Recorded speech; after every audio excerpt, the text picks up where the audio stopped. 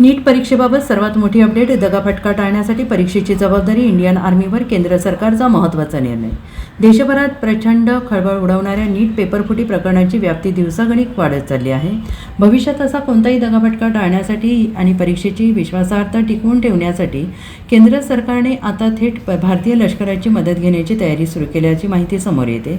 आगामी परीक्षांमध्ये प्रश्नपत्रिका फुटू नयेत यासाठी लष्कराकडे गुप्तता आणि सुरक्षेची जबाबदारी सोपवण्याबाबत सरकारकडून गंभीर विचार सुरू आहे. या संदर्भात दिल्लीत संरक्षण मंत्री राजनाथ सिंह यांच्यासह अन्य महत्त्वाच्या मंत्र्यांची आणि अधिकाऱ्यांची एक उच्चस्तरीय बैठक सुरू असल्याची माहिती सूत्रांनी दिली आहे. एकीकडे सरकार सुरक्षेच्या नवीन उपाययोजनांवर विचार करत असताना दुसरीकडे केंद्रीय अन्वेषण ब्युरो म्हणजे CBI या प्रकरणाच्या मुळाशी पोहोचण्याची राज्यभरात मोठ्या कारवायांचे सत्र राबवत आहे.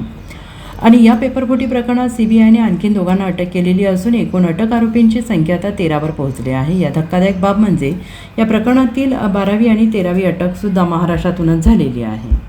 Bureau report SBN Marathi, Mumbai.